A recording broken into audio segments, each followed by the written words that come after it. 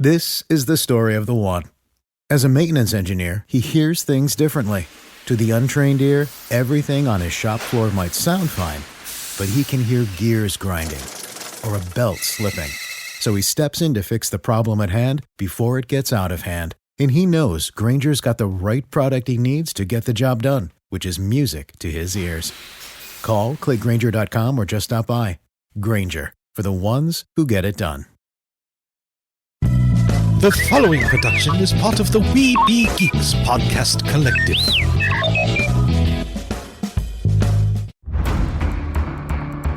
From days long ago, from uncharted regions of the universe, comes a legend. The dream that came through a million years, that lived on through all the tears. It came here, the Fandom Nexus. Fabulous secret powers were revealed to our host as he plugged in his microphone. I have a podcast! Here he is, your Spider-Pan, Jeremy.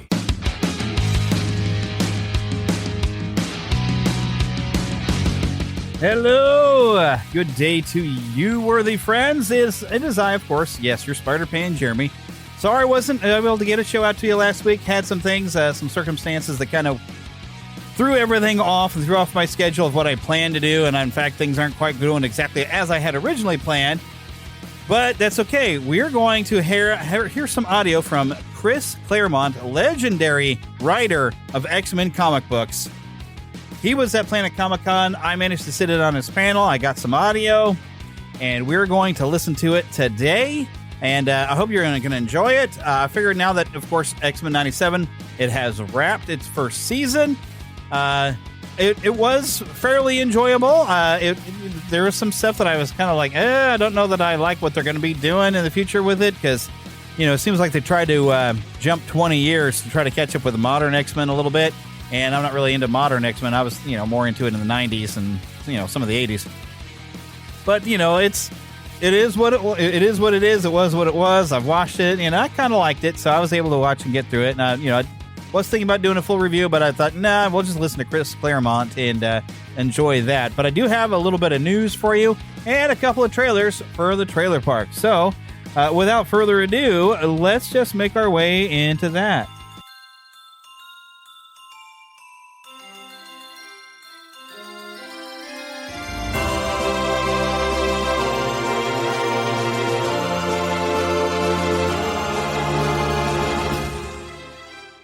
Spanning the Disney and geek universe to bring you the best in comics, toys, movies, and entertainment.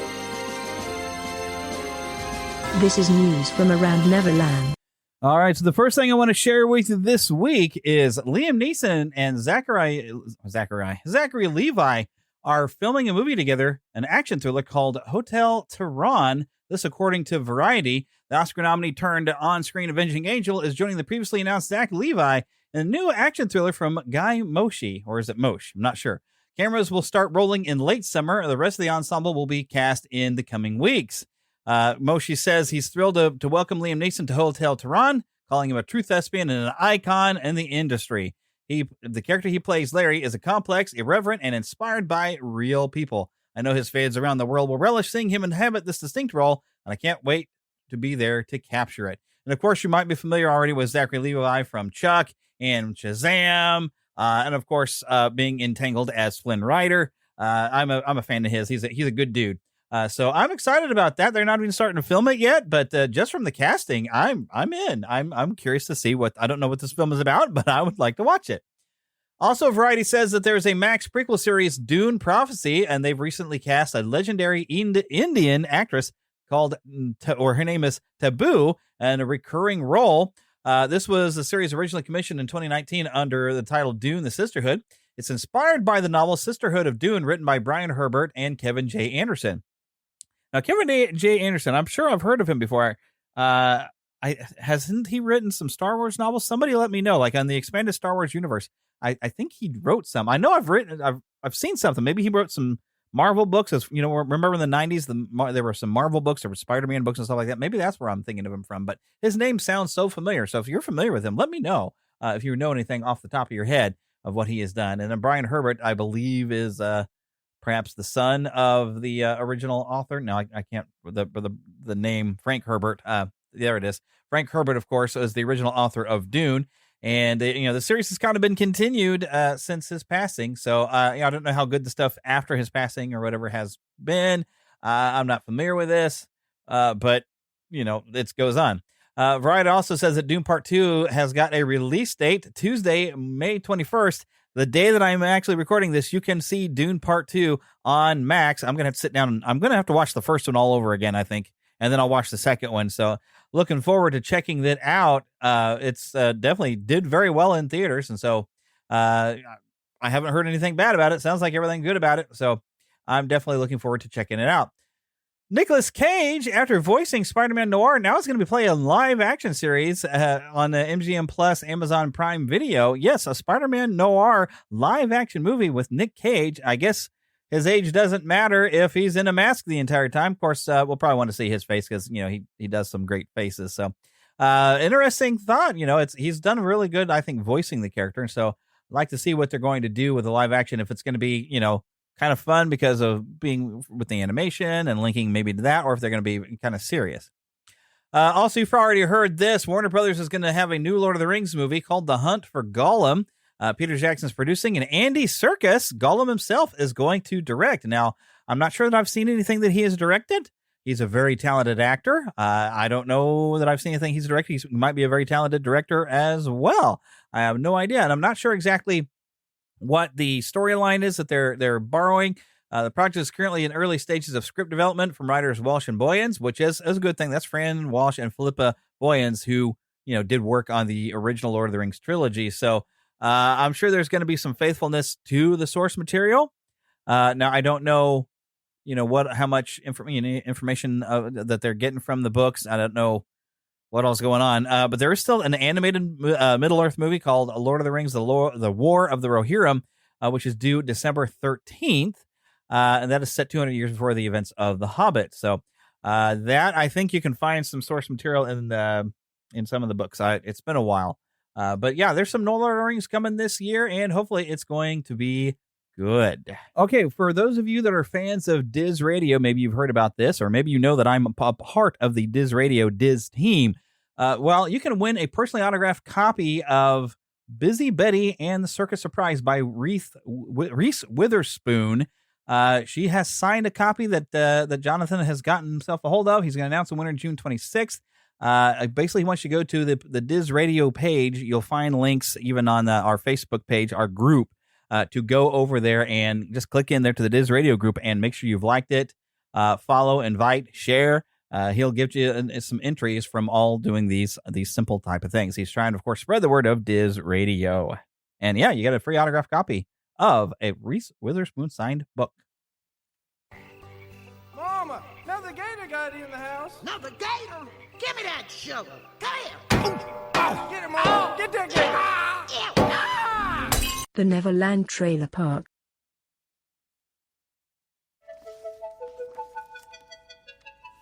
Do you want the Reading Rainbow treatment? Here we go. Butterfly in the sky, I can go twice as high. Reading Rainbow was not about learning to read, it was about loving to read. I said, we will get kids reading more because they will watch Reading Rainbow and they will go get those books. Nobody believed us. I thought, what a great idea. Reading is a very fresh way to learn. Reading Rainbow wanted children to know there's all kinds of stories out there, and while it may not be stories from your neighborhood, it's stories from a neighborhood you should know about. Roll tape. Ready? We would all throw ideas in without worrying about how dumb they were or how difficult to achieve they were. I did everything they asked. I mean, everything. Ow! I became very adamant that since they had hired me, then what they got was me. He wasn't talking down to you. He was talking as like, let's have this conversation. It hurts when someone you love dies. He was on TV as himself, and that's power. Hi, everybody. This is a book for you. It was saying, your stories matter. Your voice matters, which means that I get to watch the show and say, maybe I have a voice. Maybe I have an opinion. Maybe I have a story. But you don't have to take my word for it. Butterfly in the Sky, a documentary about LeVar Burton and the PBS children's series Reading Rainbow, which I'm sure if you're Gen X, you probably watched this in school, if not watched even on your own. This was one of like the big shows on PBS, you know. Somebody even in the comments here said LeVar Burton, Fred Rogers, and Bob Ross, the holy trinity of PBS. Well, I wouldn't say holy, but that is a trinity of PBS. But of course, Sesame Street, we would start out with Sesame Street and we'd be watching Mr. Rogers, then of course Bob Ross and LeVar Burton. So this documentary, I'm not sure exactly when it's going to be somewhere for you to watch it. It's supposed to be available digitally. I don't know if that is streaming anywhere right now. It's been premiered at the Tribeca Film Festival. But yeah, take a look around. Butterfly in the Sky. It might be only a purchase only type of thing right now, but it might be streaming somewhere for us to view very, very soon. And I'd be interested in checking it out. I remember watching that show. I even remember when he started on Star Trek The Next Generation, he did an episode where he toured the set and showed how some things work. Another big movie, though, coming around, Martin Scorsese. No, not Martin Scorsese, but Francis Ford Coppola with Adam Driver and a, you know, pretty much a big name cast here. It's called Megalopolis, and it's kind of, well, I don't know how else to explain it, but let's just go ahead and play the audio of it.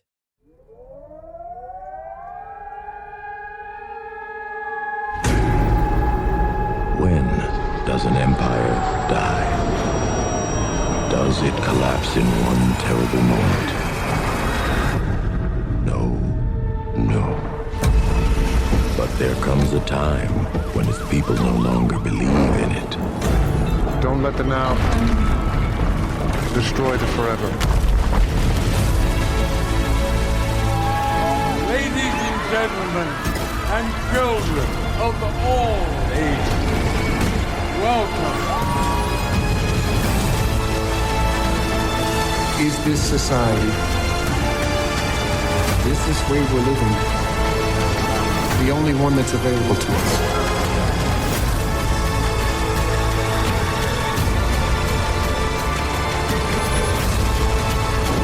We are taking our city back. And when we ask these questions, when there's a dialogue about them, that basically is a utopia.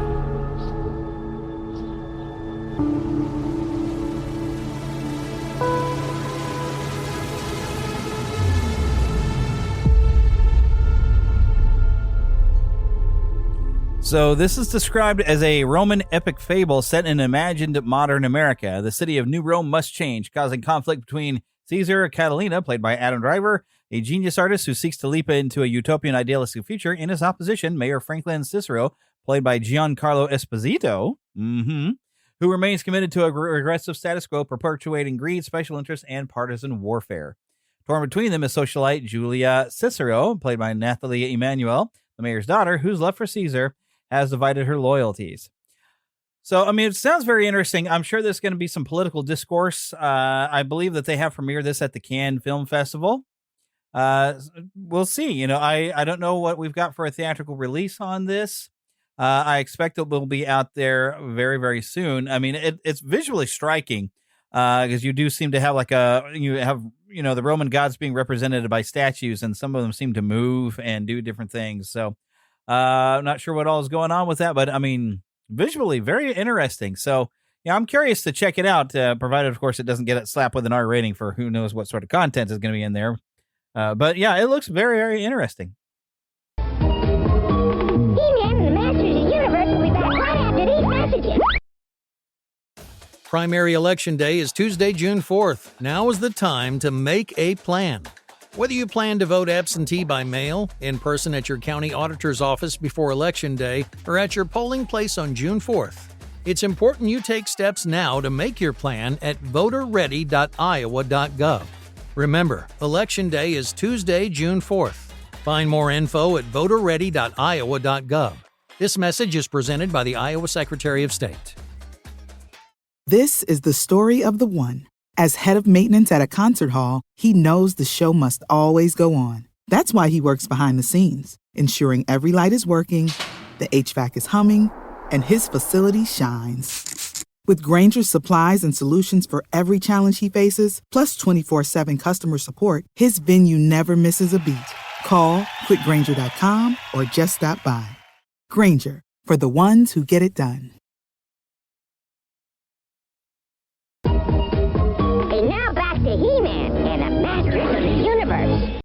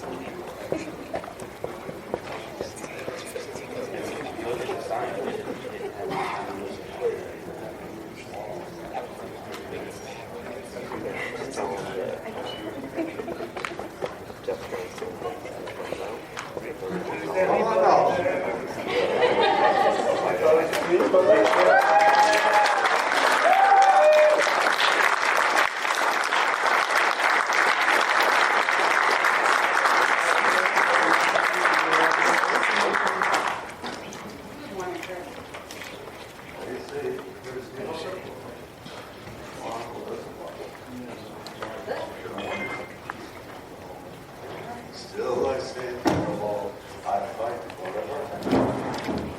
400 to X-Men, Spider-Man and FF2. Oh, what sorry. I was just being obnoxious. Hi! Hi, welcome back to Kansas City. Why aren't you all on cue for movie stars? Yeah, why aren't you? Let's go. How's your con going so far? It seems like the lines are there. Well, my revelation this morning was I see all these people running around in shirts that say crew. And I thought, you know, if you spell that word backwards, tells you what they're doing. Everybody's going, it's English, trust me. This is like your fourth time in Kansas City? If you say so. I know I've done at least 2 other panels with you here, so. Well, there was this thing the last few years. Yeah. You know. But you're here today. That's what matters. Oh, I come on. All right, I'm going to start with a couple Very questions. early plane tomorrow. It's really annoying. I'm going to start with a couple of questions, and then we'll open up to the audience. What I have found over the years is that Kansas City comes with some really good questions, so give that a shot. And guarantee answers with the same degree. Sure. Eloquence, but we'll give it a shot. We'll give it a shot. Mind you, one answer will probably take care of 45 minutes right there. I have only prepared like 3 questions, knowing My that. left side of the audience. Sorry, just 10 to the right. From here, we're the right.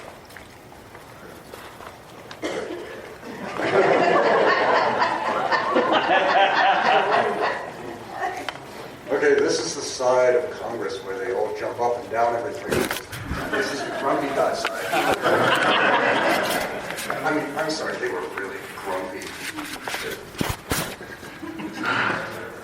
Dude, you're on television. You've got to at least show something to prove you're alive. And then you have the vice president proving for aerobics tendencies. I'm sorry, it's just like an SNL parody. Especially if you stay for the second act.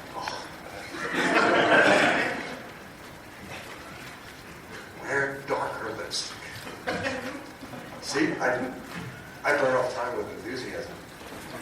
But as I told John, I'll get that. So, sorry. It's your show.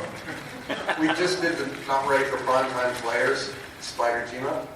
Marvel team-up, something cool.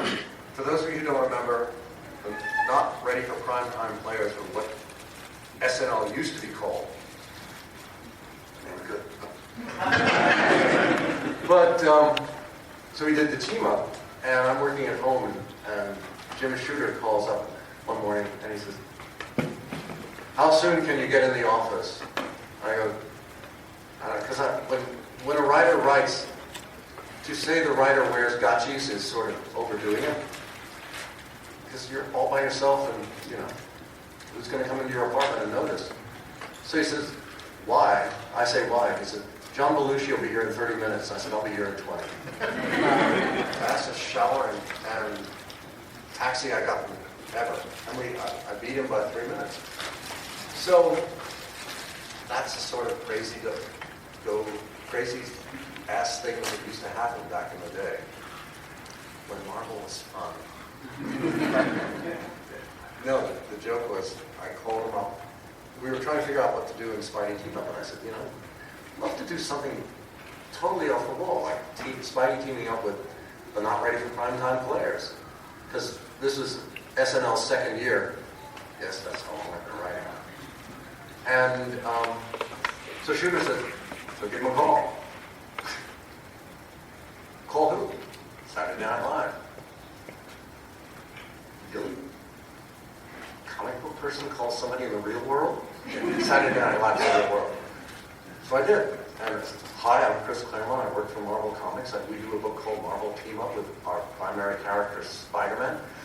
And it teams him up with really interesting people, or superhero characters. And we were wondering if Lorne Michaels would be at all interested in teaming up Spider-Man with the not ready for primetime players. I'm sorry, who are you? I told her, and she said, we'll get back to you. In that tone of voice, we'll get back to you means. And Shooter says, how'd it go? I said, not well. So, 10 minutes later, we're still talking, and the phone rings. He picks it up, and it's his assistant. We behave properly then. And she says, Saturday, Lorne Michaels' office is on the line, on the phone. And yes, this is Jim Shooter, editor-in-chief, Marvel Comics. Yes, Chris Claremont is a writer for us. Yes, he's sitting right across the desk from me. We were talking about our Marvel team-up. And we were wondering if you'd be interested in teaming up your not ready for primetime players with our premier character, Spider-Man. Talked to him. Okay. Hung out. 6 weeks later, we had a deal. I've always, So the book comes out, and I got to go down and watch the dress rehearsals for about 3 weeks worth of shows, which is way cooler because they start, and the dress rehearsals run 2 hours plus because there's stuff in them that's not considered, that they cut out for the show. And they can't screw around in the show because the show is live. And it was like the best thing ever. So I rushed down to the office, and in walks Belushi, and we're all going, oh my, it's John Belushi! And he's going, oh my, it's Marvel Comics! And go figure, Dave Cockrum's wife, Patty, comes in, grabs a yardstick that's 3 feet long, for those of you who aren't metric. And she grabs it and assumes a position. So Belushi grabs another yardstick, assumes a position, and suddenly it's Saturday Night Comic Book Show! And he looks at me and says, oh, Chris, this was a really good issue. Like, oh, thank John, you have no idea how hard it is to write comedy. And he gives me this look.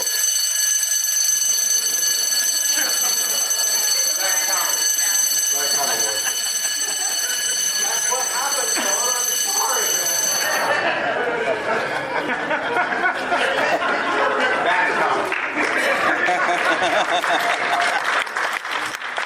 So, something familiar, something for everyone. Comedy. Listen, any of you have seen funny thing happened on the way to the forum, but that's so 20th century. So, would you guys come down? He tells us, would you guys like to come down and see the premiere of Animal House tonight, on Friday? At Radio City. So we're all happy as clams, and then about an hour later his office calls, and they're really, really, really sorry. Apparently they've sold out Radio City. Yeah. It's only 4,800 seats. What the hell? It's a comedy for sakes. Who fills up Radio City for a comedy Animal House? So yeah, screw it again. Welcome to the comic books. Would you guys like to come to the after party? Bob has shared this with me, yeah. So, we showed up there, and we basically were giving out original pages to everybody, to all the people from SNL. And when Belushi bought his new flat in the city, when they were doing a photo shoot, to show you how cool it was, one of the pictures has the 2 pages we gave him prominently displayed, just lying prominently on the table. Wow, that's cool. But that was Welcome to Marvel in the 70s. Can't get that. Oh, and the other thing was, they did it for free. That's it. The proceeds went to went to charity, but we did it all for try getting that or getting away with that today. But this is so 20th century. And yet again, I've talked too much. You were saying? That's all right. Well, speaking of stories, I have along my Uncanny X-Men and Teen Titans. What was the story? How was it working with both companies at one time? Well, we didn't work with both companies at one time. We were the better one. I'm honest. No, this was the deal. It was DC produced one book, Marvel produced the next, DC produced the third, Marvel produced the next. We were number 2. The first one was Superman, Spider-Man, because you always go with the A-list. And it was okay. And then it was ours, and because it was X-Men Teen Titans, Louise Simonson was the editor, and I was sitting there pitching the core pitch, which was Dark Side, Dark Phoenix, Apocalypse Now. And, okay. At that time, Walt Simonson just happened to be walking by her office. I'm sure he and Weezy set it up. As I was saying Dark Side, and there's a beat, and suddenly he looks around. Did somebody mention Dark Side? And the next thing we know, we had a creative team. Me, Walter, and Terry Olson. Really can't do better than that. Though we did throw in Orzechowski and Linus Oliver just to, make sure we were doing the A+ list. That was it. And that was it. And we just plotted it. And of course, the Titans was edited by Len, so it was like everybody knew everybody, and everybody knew. Well, I didn't know much about the Titans, but Len certainly knew the X-Men. Still pissed off. Well, Wolverine was supposed to be a kid. Not the way Dave drew him. And the claws were in the gloves. Yeah, but that's boring. Oh, I couldn't say that one. And they were supposed to be, that's why he has those big housings on the back of the gloves. How you shrink adamantium into those, well, that's a whole different discussion. It's weird enough that they fit into his arm. And, hi, look at my 7-foot claws. Okay. No, they go all the way up to the, this is what I can't understand. You've got, what's her face? Girl Wolverine. X-23. You ever wonder what happened to 1 through 22? Totally different. And it's like, yes, I only have 2 claws on my wrists. That's nice. And I have 2 on my feet. And 1 on the back of my feet. I think, And how does that work exactly? You know, the claw retracts, goes up your... I mean, you have to have your foot at a certain... But that's the reason, but he's 1 and she's 23. But, and we just knocked it together, and then like...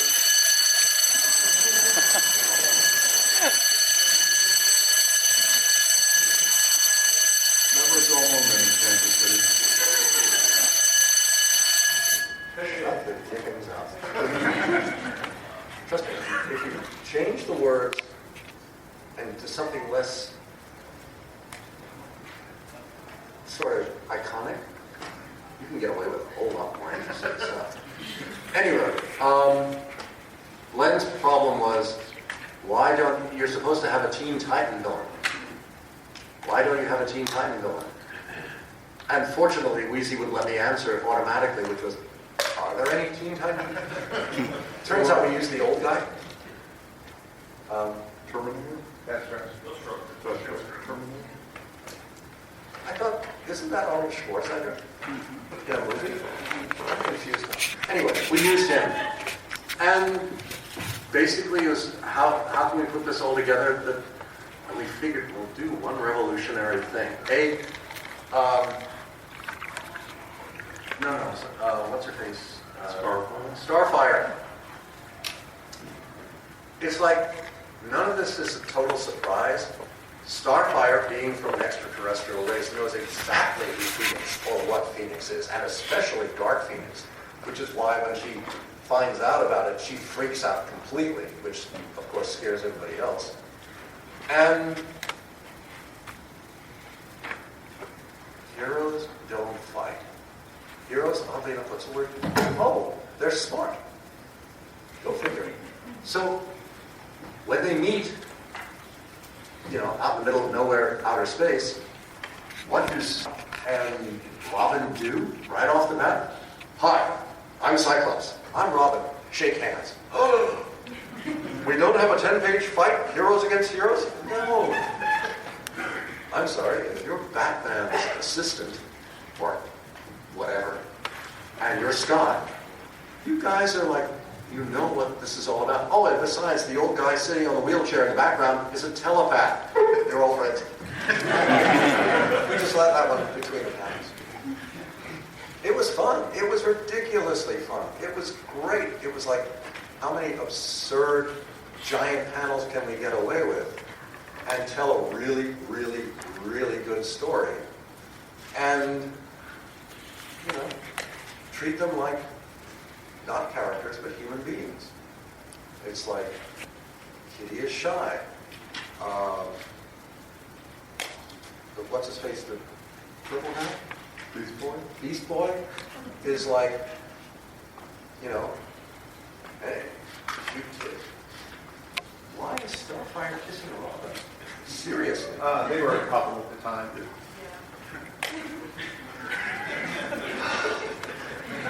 Robin. You know, he was amazing taste in women. Last time I looked, Sam Guthrie was deeply in love with this rock star thief. But apparently he's not anymore. Anyway, so, because actually we figured this out. If any of you are familiar with a map of the Northeast coast, there's a city. At the top of the city is New York. And across the Hudson River is Newark.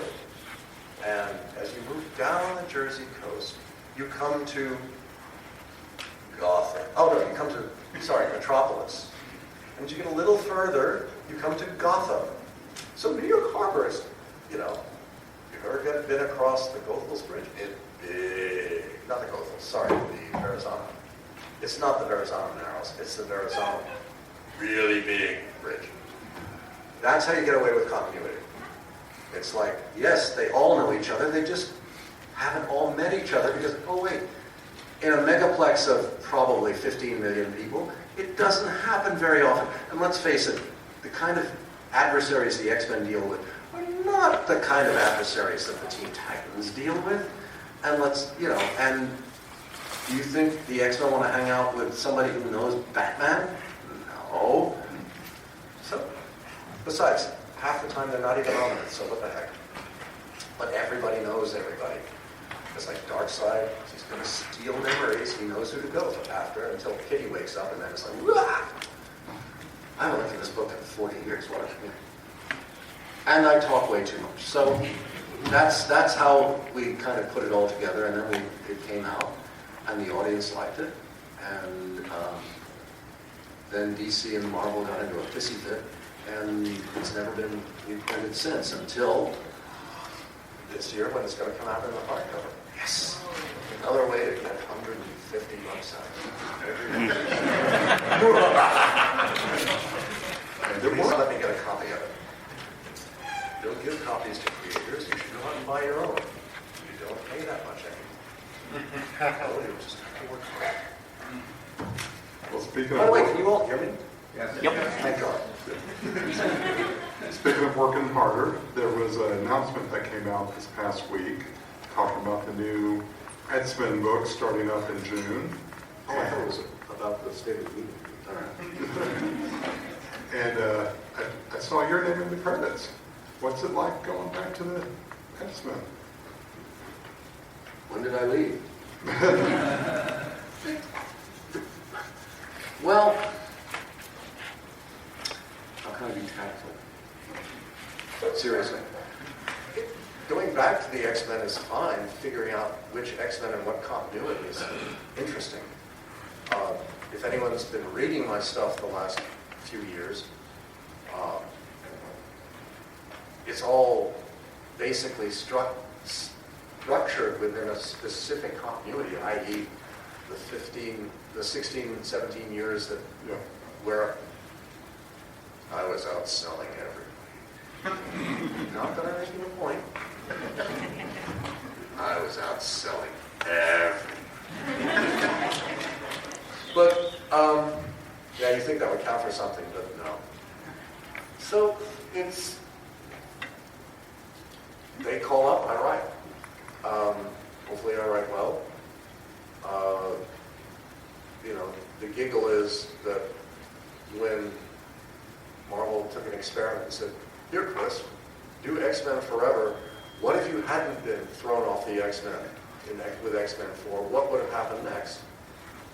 And gave it a shot, had some fun, went in some interesting directions. The problem is when you're competing with 11 plus other mutant-oriented titles that are all integrated, that are not cheap, and the readers have to get every one. I mean, you're talking a couple of $100 easily. You want to buy this series that isn't related to anything other than the fact that you like Claremont stuff? Oh yeah, no, I want to, I really do, but I gotta get all this other stuff because otherwise I won't know what's going on. And then you get the crossover events that add another 30 books to Oh, the you mean the list. first 5 months of Krakoa? I'm sitting there reading Marauders because I think a book starring Kitty Pryde named after the villains that almost killed her makes perfect sense. I would. But there just wasn't enough money. I mean, there still isn't. But to have to read, I'm reading the Marauders, and I get to this cliffhanger where, oh my, what happens next? I pick up the next issue. Where's the cliffhanger? Well, apparently it ended 3 titles over to the left. That's great. You mean I have to buy basically all these books to know what's going on? Yes.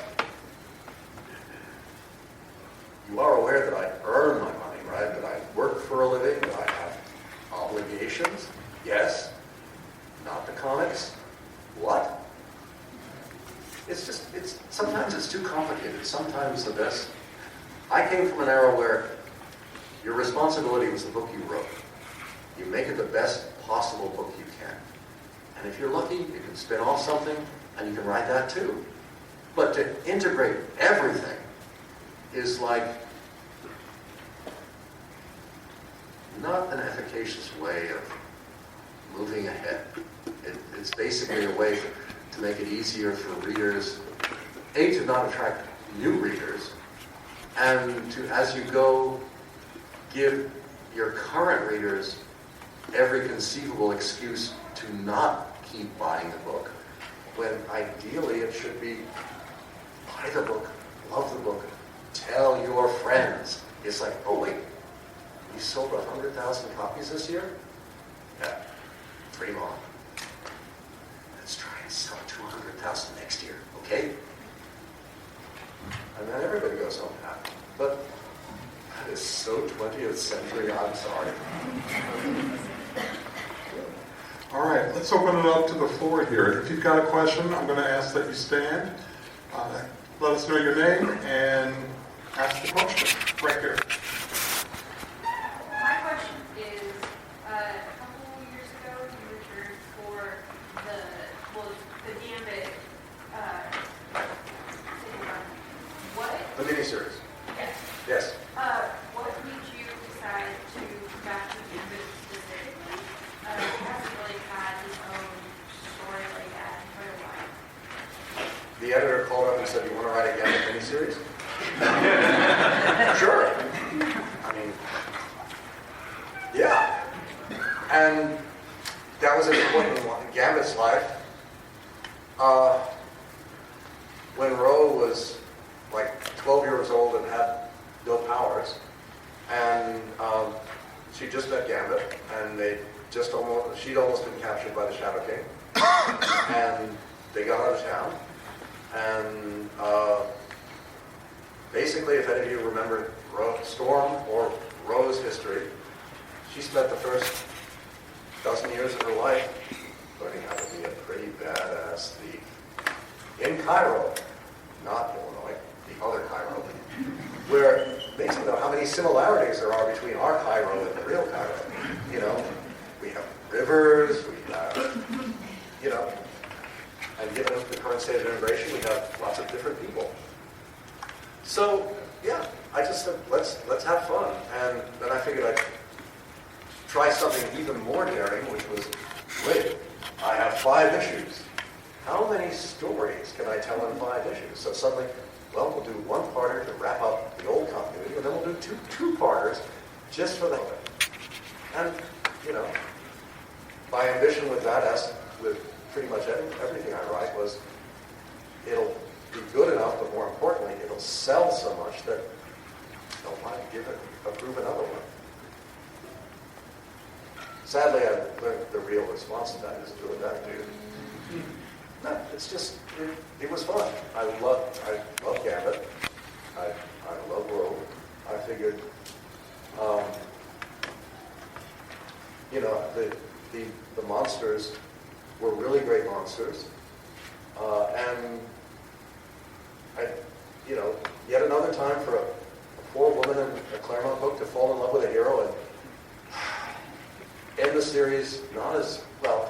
She was as well off. She just didn't have the looks she started with. But of course, then I could wait and I could do a series of intergalactic marshals with her and her mom, and also one of the rare times where her middle-aged mom gets superpowers. Well, I'm sorry. Why is comics so kid-centered? Why can't grown-ups have fun too? So I figured what the heck. And, you know, but it was also a chance to give you a look at Remy's reality from the kid's perspective, which is she's scared stiff. Because if he goes off with you know, his girlfriend, what happens to her? Well, we have to get her back to the X-Men because that's the next issue in a continuity that Jim Lee and I had. But they were on their own for quite a while. I figured, wait, it's got to be long enough for her hair to grow from a buzz cut to the bottom of her back. So how long would that take? 2-3 years? Oh, well, she's a mutant. We can speed that up. But I could still string it out for a couple of years of stories. But, you know, it's... At least the 5-issue was fun. And one can keep one's fingers crossed. Oh, sorry. We'll come back over here.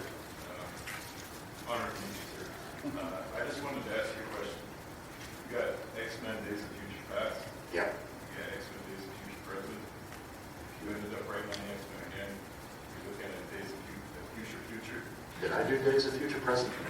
I don't think so. That was an annual crossover, I think. How many times can we have Cyclops possessed by the Phoenix? Dude, you do understand. Here is highest authority. Step down a half step. Yes. There's the Phoenix. Yes. Step down a half step. Yes. There's the Phoenix's sweetie, the short guy. You don't mess around with the concept of omnibus. And for those of you who haven't been hanging around my table, I will tell you a secret. Okay, here we are. It's like Kitty's working at the Princess Bar outside the University of Chicago. She loves it. But every night there's this shadow in the corner who's very nice, has drinks, but basically engages in conversation and has a pitch for Pride. What is it? Come on, take the deal. Be the guardian of forever. Nah, I'm sorry. I gotta clean them. I've gotta clean the bar. No, come on. You'd be good at it. What? Are you in a sorority or a fraternity? Why can't I get a good look at you? Some things aren't meant to be seen, just felt. So finally, after an unspecified but extreme amount of time, she said, "All right, for sakes, thank you. Well, congratulations." Wait, sakes was not me being alliterative? So this is her and Rachel's third time around the wheel. You start at the beginning, you go through about 100 billion years, the universe comes to an end. But on the last day of the universe, there's Logan. He's been sitting on this rock, which is orbiting on a little planet that's orbiting. Yes, I did swipe from Xperi for this. Antoine de Xperi. Go look it up. And waiting for the sun to go out. And over here is this little door, and the door opens every so often, and Kitty comes out with dinner. She and Lockheed and Wolverine have dinner, and they chat. And what's the news of the day? And Kitty tells him the news of her day, and then she asks Logan the news of his day, and he says, "We orbited the planet." He doesn't mind, he meditates. And because I'm feeling garrulous, way over on the horizon is this bump on the horizon. If you were in the distance, is this bump on the horizon, which if you went over would be this giant figure of a ruined TARDIS, surrounded by a fence, which is the property of the British Broadcasting Company. No trespassing allowed. We mean New Claremont. Just putting it in context.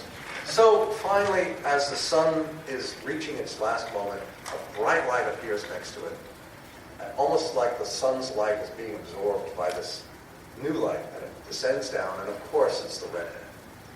And, she and Logan pick up where they left off, and the sun goes out, and it's dark. And because it's my fantasy, it's about 7 seconds, and then the James Bond theme sounds, and light reappears, and the universe is back to life. And Pride looks at Lockheed, and Lockheed looks at Pride, and Pride shrugs and says, "Oh, here we go again." Because that's my cosmology. Yes, it is a circle. It begins with Logan and Jean, it ends with Logan and Jean. Which is why in the present day, Jean loves Scott passionately, even though he screws up every other moment when I'm not writing it. I follow Stan's lead, And Logan loves Mariko, but at best they're going to last 150 years, and you have the rest of eternity to deal with. So it's just, perspective. They're both, in their own little ways, stellar beings.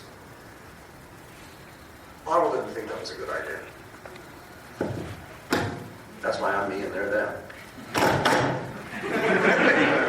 How about a question over here? Right here, red shirt. So, one of the things that I spoke with you about yesterday was... it was a lie. The filler, not the filler, but the fight, what I call the fights at fancy issues in between, like, the darker storylines. Like the Slumber Party right after the Demon Bear. And there's several others through your run where you take the X-Men and you kind of have a little fun before we get to the next super dark thing.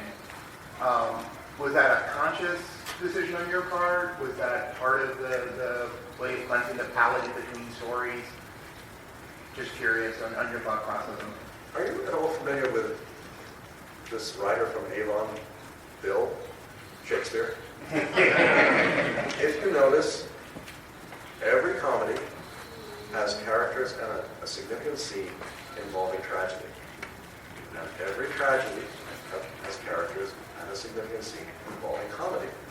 Because in the midst of everything, you do need an alternative. On the other hand,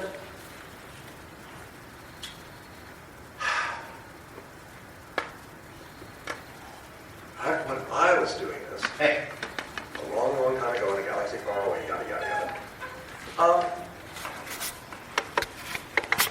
the kids did homework. It was a school. They had responsibilities. Oh, wait, somebody has to clean up after dinner. You have to clean your room. You have to do this. You have to do that. Find me anyone on Krakoa in the last 4 years who went out shopping. Who tidied their house, their allotment, whatever that is. Who went to school. There are mentions of school. The closest thing I can come to it with it is early on in the run there was a double-page spread of them at the bar, and like, which is always a amount of characters in it. Oh, I've seen it on Star Trek in the whatever it is, Ready Room or whatever. Yeah. At least Patrick Stewart's Star Trek. They all go down and hang with Guinan and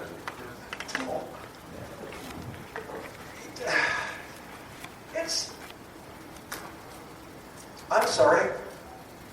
When I read something, I want people that at least marginally kind of look, forgive me, like you guys, that do things, you people I should, sorry, that, go out and find, go to the store, you make your beds. The whole point of Marvel, as opposed to DC, was Peter Parker earned his living he squawked. Come on. He had to pay the rent. He had to, sell a picture to Jonah because Jonah will pay him $25 and that will help pay the rent. That was the key thing with Marvel. DC was nothing but millionaires. Tony Stark got drunk a lot, which was a great story arc. But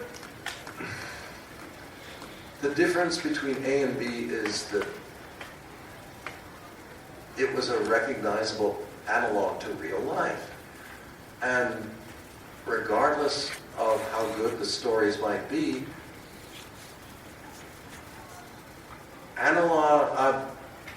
Krakoa had a very challenging analog to real life.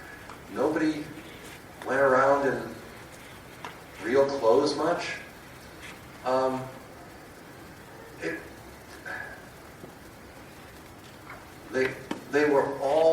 They all read to me, and I grant you, I'm a very specific audience.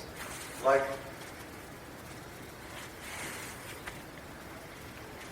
ideals. These are Marvel superheroes. They live on Krakoa. And occasionally you'll have, depending on the artist or the writer, you'll have a scene where they meet, all the diplomatic representatives come to Krakoa, but they can't come to the island. They have to land on Emma's little bitty pieces off the island. I could never figure out why Krakoa was forbidden and those bitty pieces weren't. Why Kitty tries to go through the door the gateway and smashes her face, their accidents will happen, but why? It's like, and then, well, never mind. That's just, it doesn't exist anymore anyway, so why should I care? But hopefully the next iteration will be more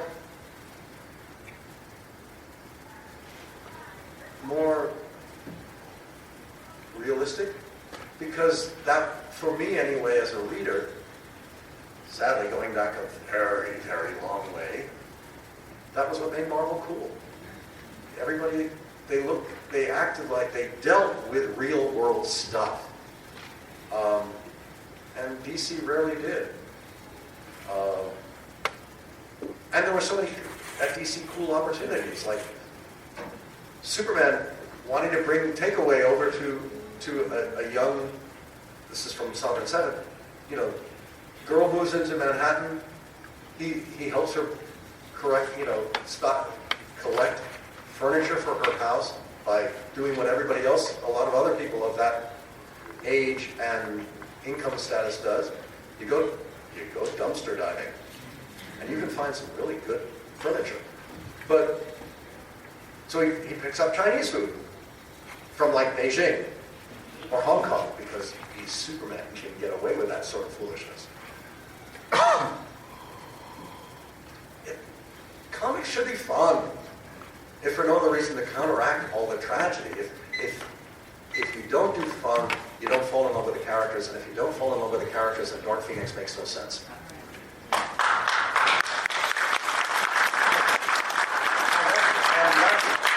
I have to say, I say that speaking as a person who made her get away with it in the first draft. But it was only when Jim came in and said, you really can't kill 5 billion people and get away with it. And smartest week, boo, I wrote too much. We just got 5 seconds. But that's, which led me to the story I should have come up with in the first place, which is she dies at the end. But you can't kill Jean Grey. They'll kill us. Oh, no, you can't. Because why? Because that's reality. Welcome to reality. Bringing her back, that makes it comic books. And, once you do it, what I could never understand is the characters have all died. Well, they resurrect them every week. You bargain for resurrected as of what time? And the question I kept asking myself is, I'm sorry, who programs this? Who's running Cerebro to do this? If you can get resurrected, why should we care? Because it means nothing. And there's no risk. And, but that's me ranting about something completely different. One quick last question or two? Yeah, lady right here with the braids. Hi, my name's Peach. I'm freaking out to be in the same room with you. So thank you for everything that you've done. Not done yet. Do you ever, when you're crafting your stories in your heart or your mind, is it ever a concern for you how specifically academics or people who are critically analyzing their work are going to see it? Or is that something you leave away and just are glad that happens?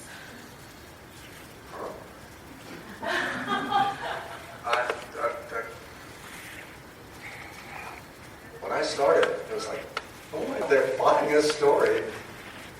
Or let me put it this way. One of the first stories I wrote, Roy Thomas walks into the room, and all of us flunkies are hanging out, after work. It's like 5:30, quarter 6. He has a handful of artwork. And his line was, basically, this is late, the writer screwed up. I need this turned in tomorrow before 8 o'clock. Who wants it? I got my hand up first. So that means I have to script 17 pages and get it turned into the office by 8:30 in the morning. It's a test. Yes, it's a test. Because if you don't do that, if you get it in by 9 or 9:30, you go to the back of the pack.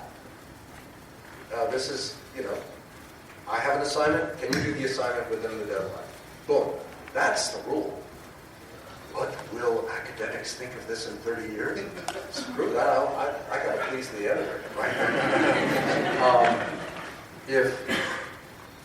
Was it really cool to get 150 letters about the death of Phoenix? It was very cool. The death threats were interesting. Because Frank and I were comparing notes. You know, I killed Gene, he killed Electra. NYPD said, whenever you get shot at, well, let us know. You don't think about that. You think about, I'm going to write the best story I can. So that all of you people will think, this is really good. I'm not going to buy that stupid comic. I'm going to buy this stupid comic. That's what it's all about. And you want to come back, you want next issue to sell more than this issue, and the issue after that to sell more. Yes, it's a business, but I want, my job is to get you entertained, but make it something that you're learning and interested, and you fall in love with these characters better than I do.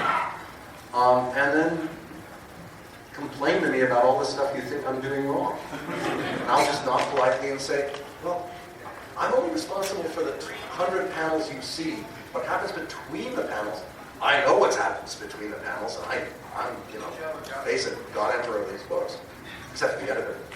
But it's your imagination that can play with it. You can figure out, wait, no, Chris, you should have gone this direction.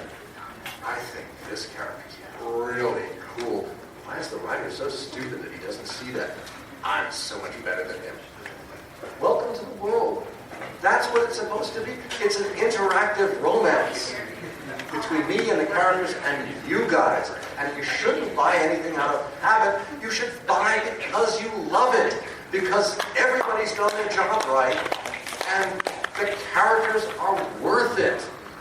The last thing anyone should do is sit, and me included, is because this old fart is sitting up here and say, this stuff's really good, you gotta buy it because I put my heart and soul into it. If you read it and say, then I haven't done my job. And that's a fair, I can be heartbroken and pissed off, but that's it. But if you pick it up and go, this is nuts, but it's cool. What happens next? Bingo. And then you should go out and tell all your friends, because I liked it when we canceled books because they didn't sell 100,000 copies. It's fun to sell 500,000 a month. It's more fun to sell 8.5 million a month, but that's a whole different story. No, last thing you can throw us out. What I wanted after X-Men 1 was, when I still thought I was on the book, I wanted to get to X-Men 12 and still sell 7 figures. To still maybe sell 1 million. Because that to me was, we've changed everything.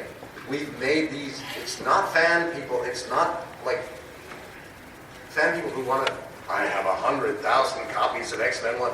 Yeah, there's like 8 million more to go. I want them to say, I love these characters, I love this art, I love this writer.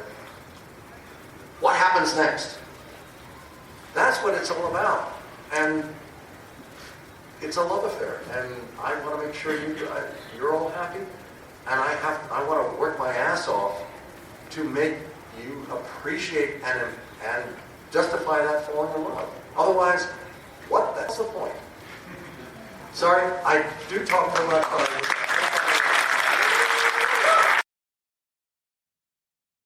Okay, well, it's time I wrapped this show up. And so, of course, we want to remind you, of course, about, I said, of course, twice, Podgagement. When you'll find that at neverlandpodcast.com. You can find links for Dubby and Podgagement.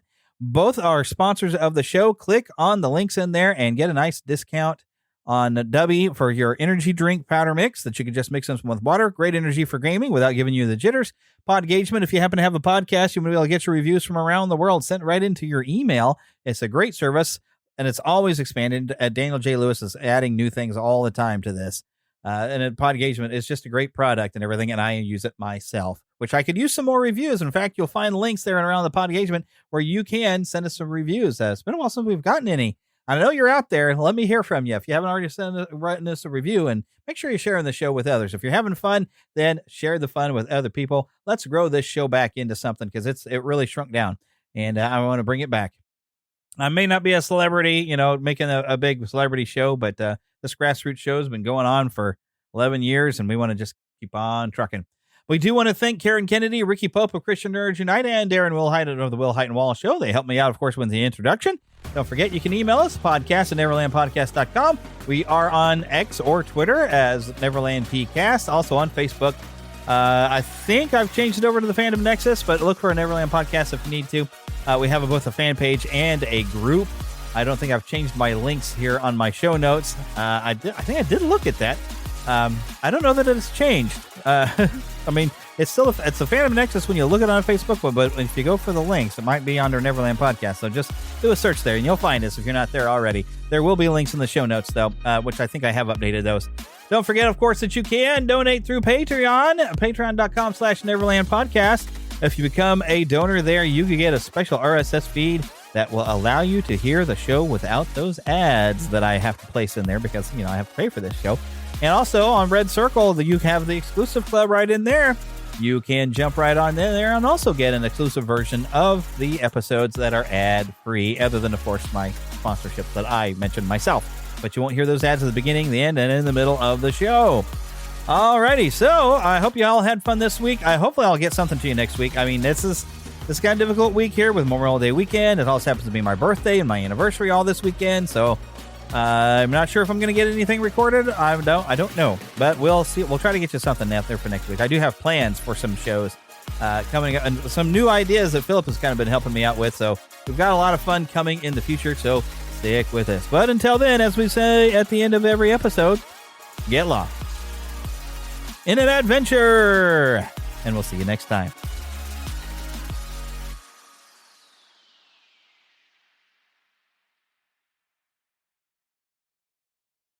This is the story of the one. As head of maintenance at a concert hall, he knows the show must always go on. That's why he works behind the scenes, ensuring every light is working, the HVAC is humming, and his facility shines. With Grainger's supplies and solutions for every challenge he faces, plus 24/7 customer support, his venue never misses a beat.